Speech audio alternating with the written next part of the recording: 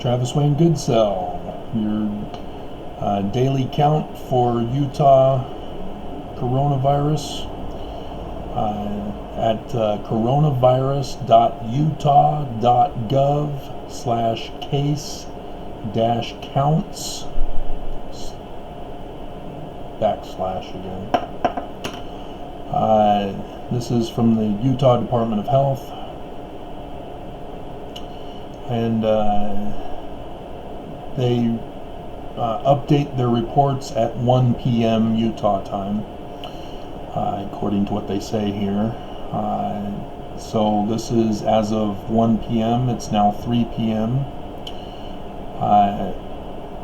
And so as of today, 1st of April 2020, there are confirmed 1,012 cases of coronavirus.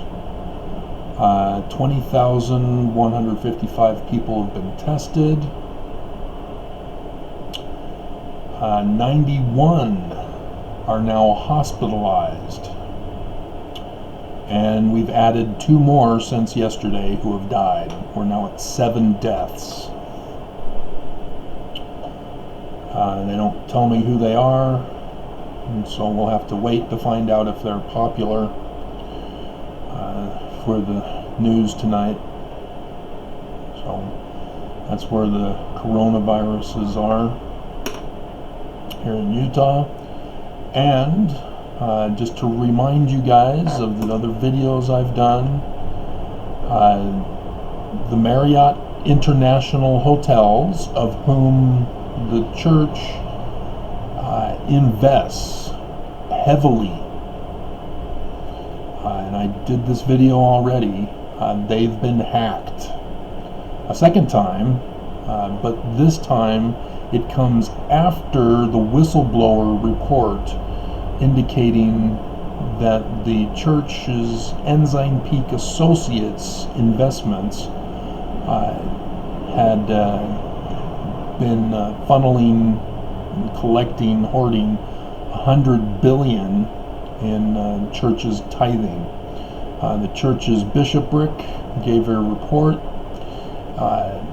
trying to explain the reasoning behind the first presidency statement that they are just following the parable of the talents, and I've explained that in videos about how that is just wrong, and exposing the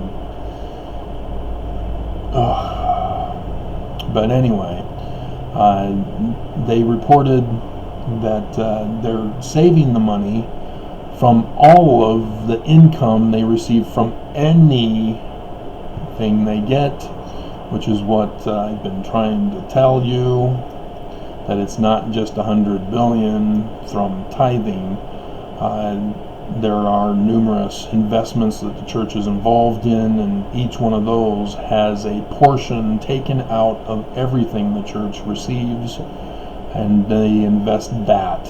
So we're looking at very likely over $1 trillion. If tithing alone has $100 billion, we're looking at $1 trillion. So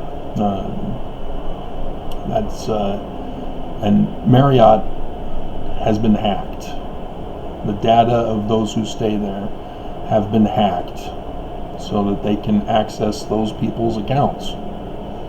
And people who stay at Marriott worldwide, internationally, are often the brethren as they travel around the world. So that's very, very interesting. The other case is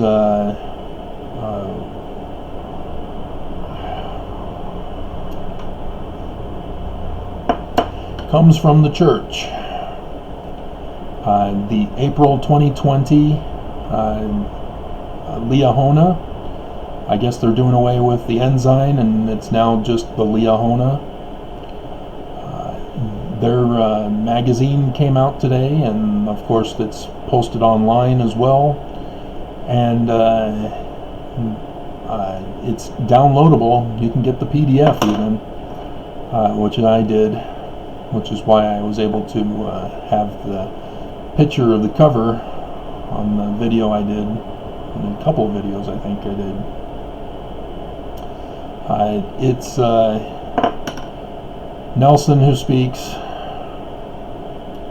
and he utterly confesses he's altering the church completely, sweeping under the rug, the metaphoric rug of coronavirus, the history of the church, all of the financial scandals, Joseph Smith, the Book of Mormon, all Mormon things under the rug. He's purposely going to transform the church into a completely new organization. That's what he's meaning when he says that the fullness of the gospel is an online or ongoing restoration. That's what he calls the gospel. It hasn't been fulfilled, as Joseph said in the Book of Mormon, or in the Doctrine and Covenants. Nelson says it's an ongoing restoration of the gospel of Jesus Christ. He's restoring the gospel into something different than what Joseph Smith had fulfilled in the Book of Mormon. You don't make that kind of doctrinal error as the president of the church. He's telling us he's altering the church forever, doing away with all of the problems that the church has encountered, with Brigham Young being a monster, literally a horrible beast of a monster, his personality and person. And Nelson is taking us away from that scandal that the church is false, that the church is not true. And because he can't explain Joseph Smith, as I have in my various videos, he's saying, okay, we're changing it all, and makes numbers of mistakes that I couldn't get past the introduction. That's how bad it was. And so we're looking at Armageddon, and Nelson is seeing this as an opportunity to rise from the ashes and form a new church. Exactly as the Illuminati intended to destroy America and the world, as coronavirus is that destruction. As I indicated, the four horsemen of the apocalypse, identifying the nations and the kings of those nations who represent the four horses that John the Revelator was talking about. And if you're thinking that it's some kind of religious, mystical, hokey pokey, no. These four kings purposely knew what they were doing to fulfill the bad guy scenario of the biblical prophecy. They're purposely bringing it about to destroy religion altogether. Because religious people think, oh, Jesus is coming for the second time. Even Nelson says, we're preparing for the second coming. Oh, it's now, Nelson. He knows that, but he's refusing to accept it. He's calling it for some future time for the second coming. And that kind of ignorance indicates that he's purposely transforming the church. That he's refusing to accept Joseph as the founder. So, like I've reported, his intention is to instigate polygamy again. With all the changes that he's been making, doing away with the high priest group, stopping home teaching, changing the temple text for the law of chastity. Go back. You can't go to the temples anymore. But he made the change where the law of chastity involves the plural, spouses. And it's a subtle change, but then you have Oaks getting up in 2018 or 2019 General Conference, and talks about trust in the Lord is the title of the conference talk. You can see it online. That they still have it. They post all of them from 71. Trust in the Lord. He starts off talking about a sister of the church, Mormon, asking him a question about which number of wife she will be in the afterlife, because she marries a guy who already had a wife, and so he replies with, trust in the Lord. And so I'm warning you, this is what they're planning. This is not a good thing. It's a danger signal. Lucifer's organization, as we know from Moses chapter 4, verses 1 through 4, is that his plan is to save everyone by force, taking away agency, forcing everyone to comply and conform. Everyone. And when you kill off the men from coronavirus and deny them the high priesthood office, they can't be exalted.